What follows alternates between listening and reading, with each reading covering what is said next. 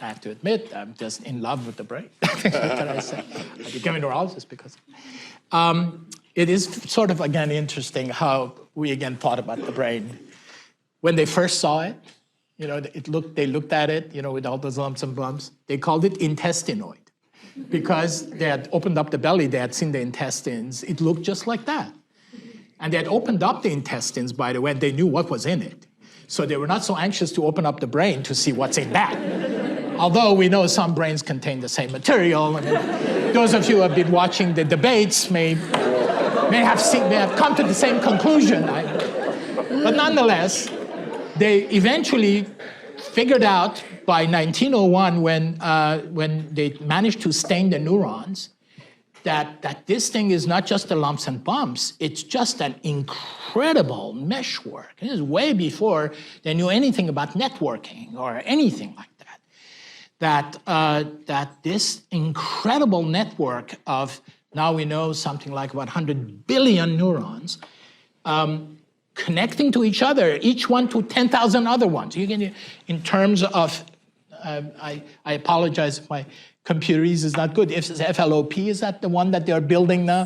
Flops? The one that they're building here, 300 flops, which means just quadrillion connections. Still, if you consider the 100 billion neurons times 10,000 connections each, which means a lot more synapses that are not just the connection between one neuron and the other, but also they are pre-inhibiting and exciting, which means even one synapse can act in 3 different ways. You have to imagine that AI is 3.8 billion years behind the evolution of our brain. 3.8. AI the term was only used in 1955, and even Turing was not that long before that, and his first article was, what, 1936?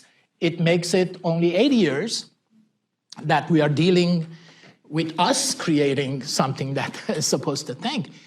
But to think about this 3-pound thing that each one of you have brought with you right now in your brain, you know what it does? And how its software is not just software. It is a software that instantaneously, as you're speaking with, or as I'm talking to you or you're listening to me, instantaneously your software changes. Instantaneously, your softwares are flexible and change. More importantly, they're capable of creation. They're capable of creativity. It's amazing. I sometimes wake up in the middle of the night saying, wow, what an opportunity that tomorrow morning I can go in there and meet a brain that changes almost every second. What can I say? Yeah, I love how amazingly our brains are made too. I share your passion. In the back of my mind now, I'm also thinking of something else, and that is that when we think about human value, there's a tendency sometimes to think of it in terms of our parts. You know, like your brain works well, somebody else may be missing half of their brain. Does that make them less valuable? Or my mom with Alzheimer's, does that make her less valuable if dementia is setting in, if her memory doesn't work as well? Or I've worked a lot with people with autism, some of whom couldn't speak. And so does not having language make them somehow less human or less valued? Or I work with Hugh Herr at the Media Lab, who's double amputee, you know, and people who are missing their limbs are coming in all the time. Does that make them somehow less human or less valued? And I think if we are going to think some of these hard questions, and one of my friends with autism used to title her first blog, Ballast Existence. That was the term the Nazis used for, you know, throwing overboard the stuff that wasn't valued. So since people like her would not have been valued in that regime, and people like us who are getting older or, you know, or less able to do work, or who are lacking some of these amazing human abilities that I share your awe for.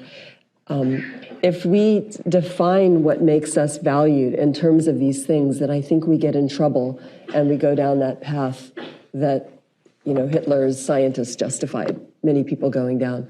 So I think it's important. This is where I love what the Hebrew Christian scriptures say, that we are known by God outside, and that gives us value. And that way, even if I can't speak, even if I lose my limbs, even if I have dementia, I am still a child of God. And because of that view, which has really changed my thinking, I feel that it's vital to treat all people equally, all human beings equally, even those who can't talk to me, even those who have expressed, who might later learn to type and talk to me and tell me that there was a time in their life when they sat in the corner and drooled and people were writing them off completely. But later they developed abilities just very late in life and have become brilliant communicators, just not verbally.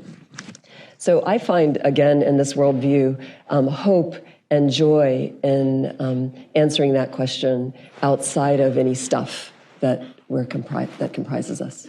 100% agree with you. I wasn't talking about brain necessarily giving us different values, but we are not recreating the wheel. I mean, this discussion has been going on since the time of Aristotle, when he started ranking, and he put people among animals and animals lower than vegetation.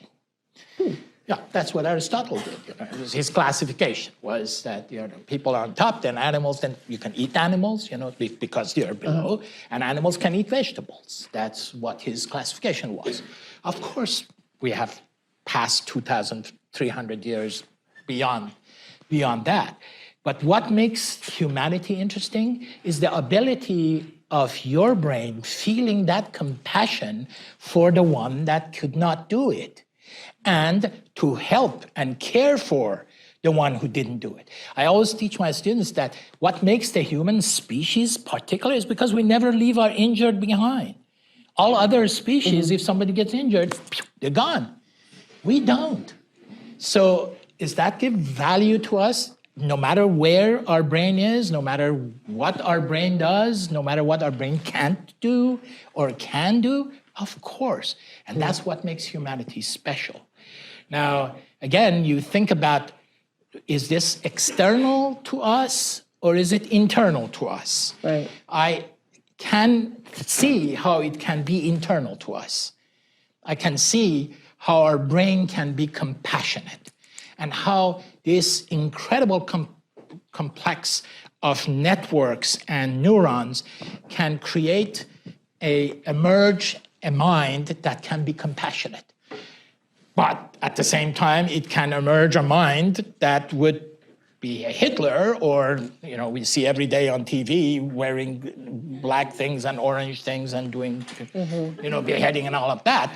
And that brain probably under MRI would look the same as any one of your brains. But thank God you guys are not like that. Why? Because compassion can come from within. It can be taught.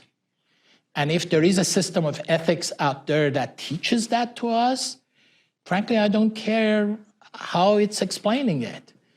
I think still that what makes humans special is that your brain can feel compassion for those that are less probably able to run or to necessarily come up.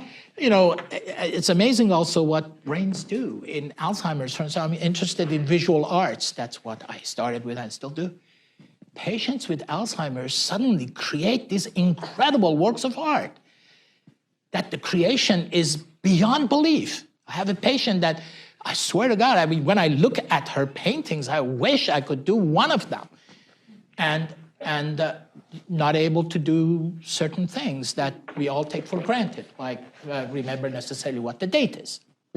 So it doesn't necessarily have to do the 3 R's, I think. I think that what it needs is that some of those brains should feel compassion. That, to me, is the most highest value in humanity, and that's what makes us human. And I hope we are not stratifying like Aristotle, or even more recently, C.S. Lewis, talking about whether animals have soul. You know, I mean, that still to me is a question. Every time I look at the little Delilah, I think Delilah's got soul. You know, what can I say? And I can't believe my friend the animist who I always remember this joke about people who are pantheists, that if a pantheist goes into a pizza parlor and orders a pizza, what would he say? He said, make me one with everything. So if you're one with everything, you're one with your animals, you're one with the vegetation, you're one with the world. But you are the human brain, and the human brain feels compassion. And that's what makes it special.